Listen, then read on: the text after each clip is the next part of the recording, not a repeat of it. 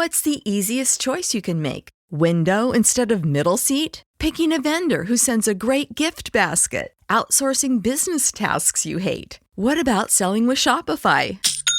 Whether you're selling a little or a lot, Shopify helps you do your thing, however you cha-ching. Shopify is the global commerce platform that helps you sell at every stage of your business. From the launch your online shop stage to the first real-life store stage, all the way to the did we just hit a million orders stage. Shopify's there to help you grow. Whether you're selling scented soap or offering outdoor outfits, Shopify helps you sell. Wherever and whatever you're selling, Shopify's got you covered. Sign up for a $1 per month trial period at shopify.com/try. Go to shopify.com/try now to grow your business, no matter what stage you're in. Shopify.com/try.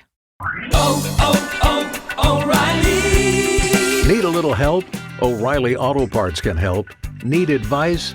We've got advice. No matter what you need, we have thousands of professional parts people doing their part to make sure you have it. Exceptional customer service. Just one part that makes O'Reilly stand apart. The professional parts people. O'Reilly Auto Parts. You're listening to the Think Unbroken podcast, and I'm your host, Michael Unbroken. I'm an author, speaker, coach, and advocate for adult survivors of childhood trauma and abuse. In this podcast, you will learn how to transform your trauma into triumph, turn breakdowns into breakthroughs, and go from victim to being the hero of your own story. You can learn more at thinkunbrokenpodcast.com, and of course, check us out on Apple Podcasts and Spotify at Think Unbroken Podcast.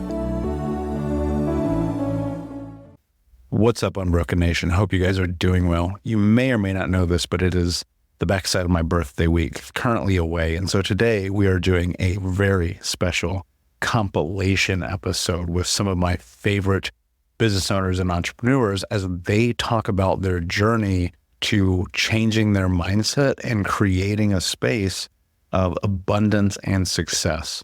You know, one of the things I talk about all the time is that mindset is what you think becomes what you speak become your actions, and your actions become your reality. And so if you're feeling stuck right now, especially in your wealth and your money, and you want more abundance, I highly suggest that you hang out and listen to today's episode of the podcast. Also, if you have not yet signed up for it, go to unbrokenmen.com to join our next Unbroken Men Challenge, as well as be on the lookout for the very first Unbroken Women transformation event, which will be happening here in just a couple of weeks. So if you want more information on that, check me out on social at Michael Unbroken. Enjoy today's episode, and until next time, be unbroken. And I created sustainability, and that's obviously one of the cornerstones. But what kind of discipline do men need to have about wealth? And actually also, can you define wealth? Wealth is an acronym. It stands for whatever allows for long-term happiness. Wealth, whatever allowed long-term happiness. So yeah, wealth is being able to do what you want, when you want, with whoever you want to do it with, right? Tony Robbins said that. And when it comes to discipline and health, here's what I'm going to tell you. If you don't tell your money where to go, you will soon wonder where it went. So you have to be disciplined about telling your money where to go before it comes.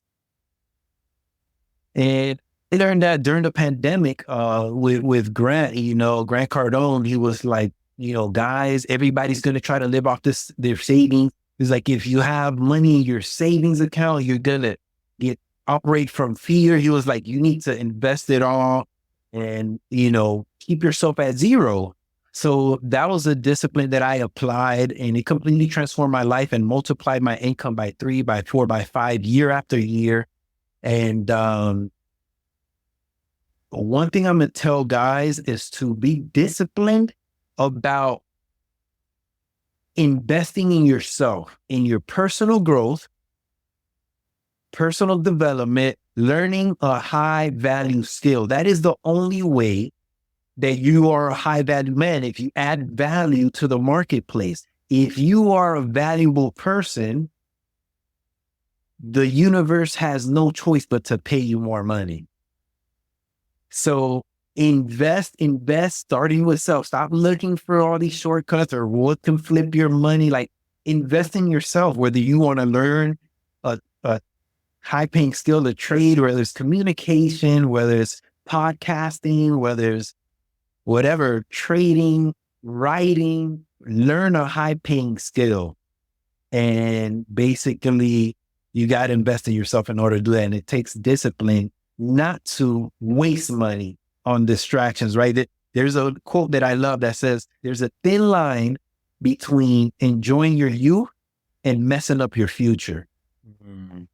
So be disciplined. Like, I never spent money on clubs and strip clubs, and I never did any of that because of the discipline, right? Like, money is valuable if you invested, so.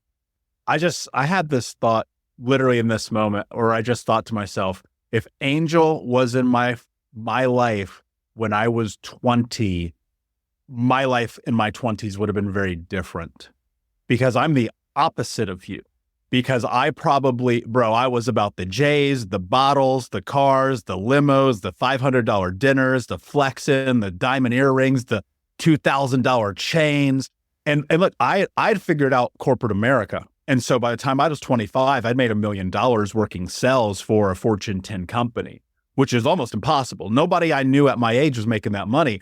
And so, dude, I was out here just getting it, like focused on the wrong things, focused on girls and clubs and showing off. And I will tell you this, the reason that I brought that up is because the relationships that men have with other men are going to dictate their future. When I look at the community of guys that I'm with now, we just had a VIP dinner here in Las Vegas. And I put together this group of these 8 unbelievable men. They all make multiple 6 figures, if not millions a year. They're all in shape. They all have great relationships. They all have good friendships. We push each other. Now, are we guys? Do we talk about? Yeah, for sure we do, because we're guys and we're not that smart, but we're like, but when I look at these men, Angel, the one thing that I know to be true is there's no way in hell that a 25-year-old version of the man that I used to be would ever even get in that room. The only way I got there was by getting in the other rooms. How did we meet? I paid thousands of dollars of that event too, bro. How did I get there? I paid thousands of dollars for the event before that. How to get there? I started all of this whole journey started with a $50 investment in myself. I saw a Brendan Burchard course. I was 27 or 28. I was dead broke. I had spent all my money because I didn't have Angel in my life. I don't know what you were doing, man. I don't know where you were, but nobody smacked me in the head and said, hey, man, maybe you need to spend your money on you and not on girls. And so I take this course. Angel, listen to me, $50,000 in debt when I took that course. I didn't even have $50. And I look at my life now and I know one thing to be true over everything: your friends will show you your future. How important is it to be around men of value if you want to be a man of value? Man, 1,000%, man. And, for the people listening, I don't want everyone, I was always disciplined, right? Especially with the not smoking and not drinking. But I want you guys to know a little bit more about my past.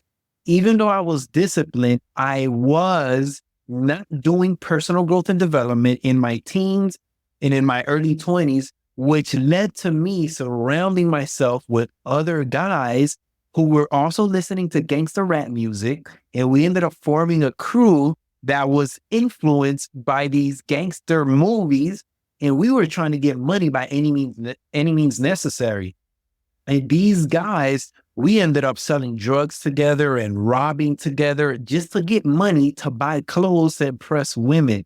I remember being in high school, right? Before I started doing all of that, I was working 3 jobs and I was I remember I had like $2,000 worth of fitted caps in high school.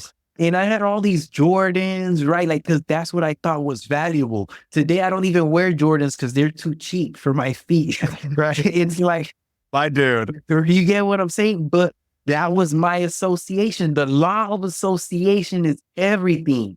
Guess what? Elevation requires separation. There's power in proximity. When I got in the right rooms and slowly but surely, I was intentional and disciplined enough about changing my associations, my entire life's changed. The brokest person in my inner circle makes six figures. Not married. So let me be very clear. But what I want to try to understand is, where does the turning point start to take place? Because there's so many people who, man, even though they might be going to therapy or they're coaching or they listen to this podcast, they're still repeating so many of the behaviors that they learned from their parents, and it's their lives up.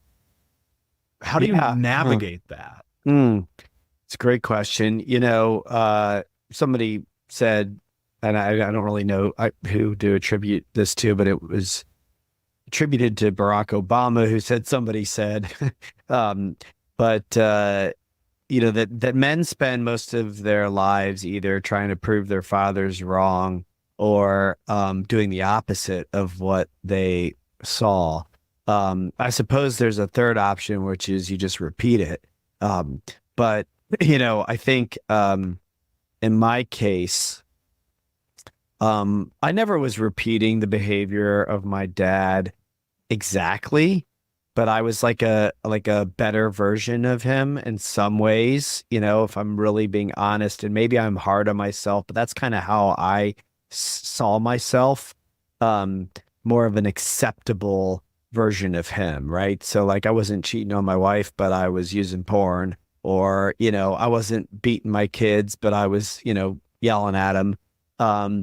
And, you know, what I'll just, this isn't the answering your question, but somebody, my former therapist who passed away told me once, and I think it's a really important thing for people to know, and maybe it will be helpful to answer your question in how you get out of that pattern. But somebody once told me it's not important that you get it right beginning to end. As a parent, as a father, you don't have to be perfect beginning to end. In fact, it's even more powerful if your kids see you change. That if they see that you're imperfect, if they see that you were somebody that you didn't like and you changed and became somebody that you do like, that message is way more important for people, for kids, because they too are going to have to figure out. They too are not going to be perfect. Nobody is. And so if they can see that you also, their parent, their role model, they're not perfect and they changed, that is a powerful experience for them, more impactful. But really, you know, how did I do that? I mean, I have always been somebody who naturally gravitated to self-help. You know, when I was 8 years old, my mom took my sister and I to therapy. My sister came out crying, said, "I'm never doing that again." I came out and said, "When can I go back?" And I've been in therapy on and off, mostly on, my entire life. I've been in therapy my entire adult life.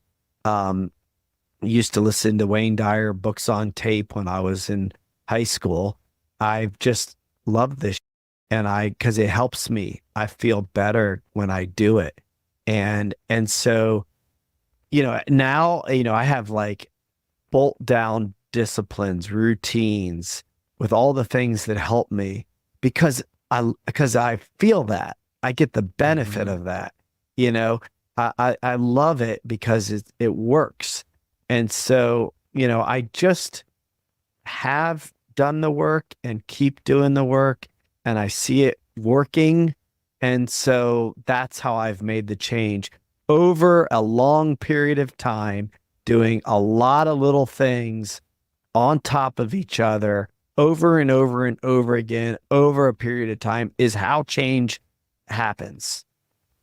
Yeah, it definitely is. And I wrote this down. It's more powerful if your kids see you change. Dude, that's like that hits home for me in a really deep way, because it's like you have to be willing to transform. Like this journey, here's what I think about all the time. Like nobody's going to come and knock on your door, Brett, and be like, "Hey dude, you're f***ing up everything in your life right now. You might want to consider doing something different," right? Generally, it's like, "Wow, I'm taking notice. I have awareness that something in my life is off. I need to do something about it." And those around you will bear witness, whether they're your children or your partner or friends or family or coworkers. People will bear witness to that. Now, what's interesting is often, and I don't know if this was your experience or not, but often people will want you to stay the same. They like the old version of you. They like that version of you that was partying and doing drugs and being a maniac, because like that's how they know you. That's their connection. And then you start to shift and it becomes different. One of the things I think about a lot though, and that's not the path I want to go, because I think I've probably gone down that path to death. But one of the things that I'm really curious about, having now been in a relationship for 25 years, which is unbelievable, congratulations. How do you navigate change for yourself while you're in a relationship? Like, what does that dynamic look like? Because I think that a lot of people get into this space of change. Their partner doesn't support them. They're now becoming that different person. Things are strange for a period of time. Like, can you talk about that? I think it'd be really helpful. One, for me, but also for people listening. Hey, Unbroken Nation, we'll be right back to the show, but I wanted to let you know that you can grab a copy of my first book, Think Unbroken, Understanding and Overcoming Childhood Trauma, for free. If you go to book.thinkunbroken.com, you can download the PDF ebook version of the book and get everything that I know about the baseline of healing trauma for free, downloaded to your email right now. Just go to book.thinkunbroken.com to download your copy of Think Unbroken, Understanding and Overcoming Childhood Trauma for a PDF for your phone. Again, that is book.thinkunbroken.com. Sure. Yeah, it's a great question. I think that it's an important question. And I don't want to say what worked for me, what's right for me is right for other people, because I really believe that there's a lot of different ways to be in relationship. And there's a lot of different ways that people are doing things now that, maybe work for them. Maybe they're better. I don't know. I think, we have this, this sort of societal norm about, marriage that isn't really working for the most part. I mean, if you look at the stats, half of them are ending in divorce, and there's some large portion of the other half that aren't happy. So the model isn't certainly working for everybody. But here's what, I have chosen and has worked for me. And you're right. My wife married me under one assumption, which was that I was that person. And then somewhere along the line, like I changed and became someone else. And that was an adjustment. But what I think mattered for us and still matters for us is there was some real shared values and beliefs and commonality at our core. There's this really interesting juxtaposition of this ideal that as men, we show our power, our dominance, our ability to conquer by having, drones of women. Yep. And at the other side of it, completely lacking any and all intimacy, and yet continually chasing it by trying to fill it with more women. And it is one of those things that becomes this Ouroboros. It is a self-eating, self-maintaining system where it's like, I feel less about myself, I need more. I feel less about myself, I need more. And the next thing you know, and this was my experience, I was in a relationship with, and this woman, obviously I've apologized to her and I've done my work, and I don't think I don't even know if I'm owed forgiveness for this necessarily, but Sure. a 6-year relationship with this person, and I must have cheated on her 100 times. Wow. And every single time what it was, and look, and you can be like, oh, you were 25. It's not that big of a deal, and bullshit. But Yeah. what it was, and especially now as a man looking back at this 15 years ago almost, and 14 years ago, and sitting at it, looking at it, dude, I was just trying to fill that gap of having no mother, of having no father, of being invisible. And I would take any person at any time under any capacity until I came. And then on the backside, I'd feel like shit. Yeah. I relate to that. Yeah. I love the part you said, until I came and then I felt like shit. Because of that, like, pursuit, whether it was through strip clubs, whether it was through paying for sex, whether it was seeking out sex.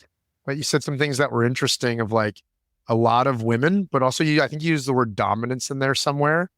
I think for me, growing up as an Asian in an all Caucasian area, I remember like one of the most shameful moments of my childhood there's a bunch of guy friends over my house. We're having a sleepover, and like 8 and 10-year-old boys they start learning their own bodies. Right.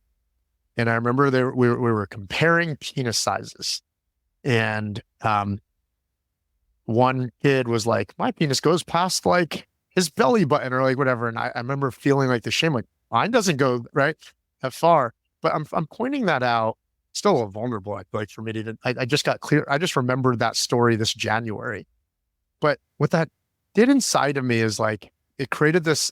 Well, if I can't get women, so to speak, through just who I am, because again, minority. I remember in childhood as well, when kids are all pairing each other up, they're like, with this guy's dating this girl, this guy's dating her. All of like our friend circles, they decided that I was going to pair up with this one other girl who was the one other Asian girl in the school. Like, that's your girlfriend. Like, they're assigning her for me. She happened to be adopted right, by a Caucasian family, but yet that's who you're supposed to date. So it felt like it created this deep insecurity that like, if I can't get women for who I am, then I'm going to pay for it. I'm going to dominate. I'm like, just became this, like you mentioned, like just this unhealthy relationship lacking intimacy, but yet, it looks like you're getting all right. I really, that the last thing I want to say to that is that point you said, until I came and then I felt like shit. Anytime I would pursue validation through women like that, I remember for the next 12, 24, 48, 72 hours after getting it in that nature, just like walking around with so much like shame and guilt in one sense, but then like right afterwards needing it again 72 hours later. And it was such an unhealthy back and forth internally trying to battle that because I was so unhealed here. How did you tell me about marriage? How old were you when you got married? And why did you get married? I started laughing the minute you said that. Well, you said, tell me about marriage, because I'll answer your actual question. 2 to 3 years ago, I started working with the somatic therapist about my relationship with marriage. Do I actually ever want to get married again? And if I was to ever get married or propose, I promised myself and I promised my partner that I would only ever propose if it felt like it was in complete integrity and complete alignment, but not driven by any external pressure or forces. The reason I started to laugh is because I was doing this somatic therapist practice where I was getting into my body, and the coach, the therapist said, okay, now that in your body, what's the first thing that comes to your heart and mind when you hear the word marriage? And immediately I blurted out a black fucking holes. If I'm at the starting point and I'm pretty unsure about the direction in general, where do I kind of begin formulating these ideas about values? You just take one step. I mean, that's the thing. So being at the starting line is the greatest place to be.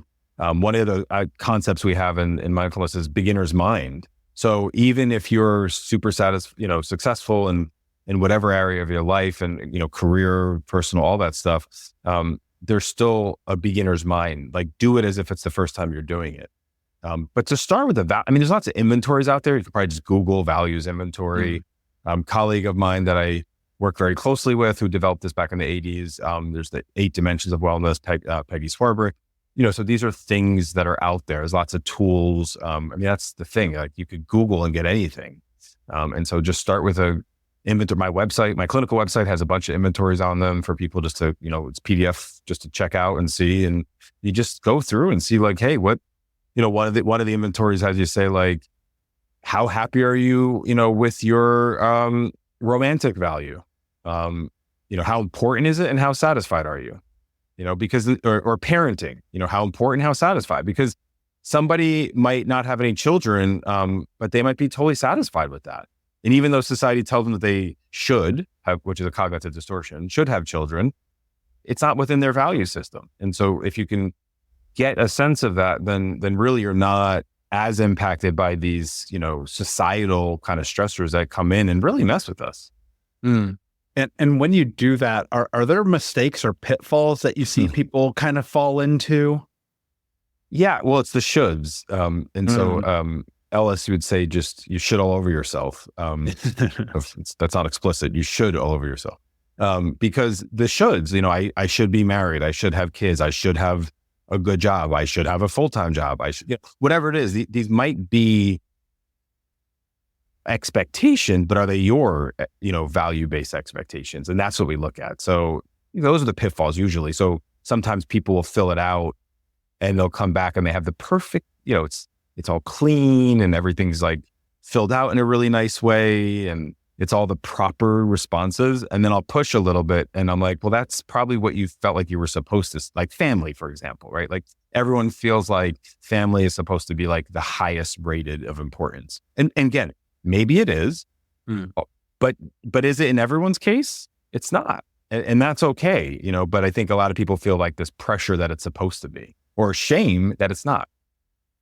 Yeah. And I think that pressure and shame leads down this road of massive stress. Yes. It's something I've even faced, when I was first building this career in this business, I had all these notions and ideas of like, how do you really be the number one trauma coach in the world? How do you write the best book and have the best podcast and stand above the rest and do all these things? And the fucking pressure I put on myself was crippling. 200 days a year on an airplane, speaking at all these events, traveling the country and the world, just going. And then I realized that I was like unbelievably unhappy. Yeah. And in fact, I almost shut the business down last year. I end up calling one of my best friends, because as a high performer, and this is where I'm going with this, but as a high performer, man, we go places that are dark, not necessarily in the best way. Sure. And I was pushing. And I call my best friend and I say, I think I'm going to close Think Unbroken. Yeah. And he's like, I think you just need a vacation. and a vacation wasn't enough because I was actually burned out. Yeah. Right. And that's a thing that I did not think that existed, because I was in my values. I was doing the thing. I was going hard. I was helping all these people. Then I realized like a high performance also requires rest and recovery. Yes. Right. You talked about this sweet spot that I am still in the phase of like on the tail end of like getting back to the full strength and level that I was at.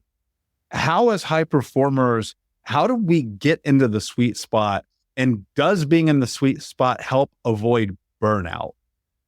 Yeah, for 100% it does. So and in social science, behavioral science, we don't say much anything is 100%. We don't like to speak in absolutes, but I would say 100% the sweet spot does prevent burnout. I mean, that's one of the hardest compromise resolutions, if you will, for high performers, because they feel like they have to grind and grit, so kind of full circle moment, how we started talking about this. And it's not until you can let go and say, I need to check out, I need, one of the things I thought about, Michael, as you were talking, was like psychological immunity.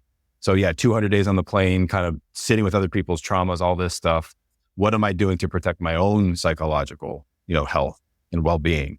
So that's a psychological, immunity that you really want to make sure that we're protecting around this, because, we have, depending on spiritual beliefs, we have this one life to live. And so we want to get the most out of it, hopefully, right? And especially in high performing, you want to do that what you can. And that's one of the things where like I have some of these finance folks with lots of money in the bank, but they're miserable. So it's like, cool. Like, what's that doing for you?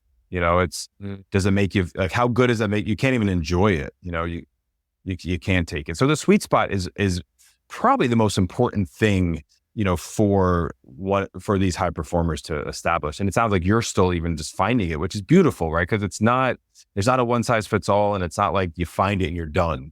It's like you find it, it moves, you got to play around with it a little bit, really kind of, see. But I'm glad that your friend told you just to take that vacation. Thank you so much for listening to Think Unbroken.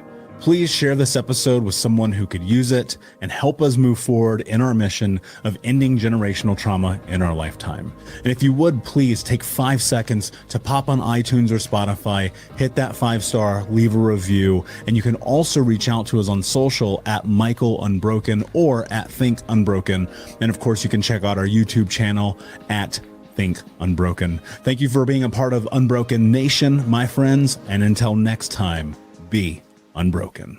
We'll be right back to today's show, but before we do, I want to let you know that you can get a free copy of my first book, Think Unbroken: Understanding and Overcoming Childhood Trauma, when you leave a review for the podcast on Apple Podcast, either on desktop or on your phone. All you have to do is go to Apple Podcasts, look up Think Unbroken, click follow in the top right, and then go and leave a review at the bottom. And when you leave that review, screenshot it and send it over to book.thinkunbroken.com, where you can upload your contact and mailing information, and we will send you a free copy of this award-winning best-selling book, absolutely free, including shipping. Just go to book.thinkunbroken.com to upload your screenshot review from Apple Podcasts for the Think Unbroken podcast.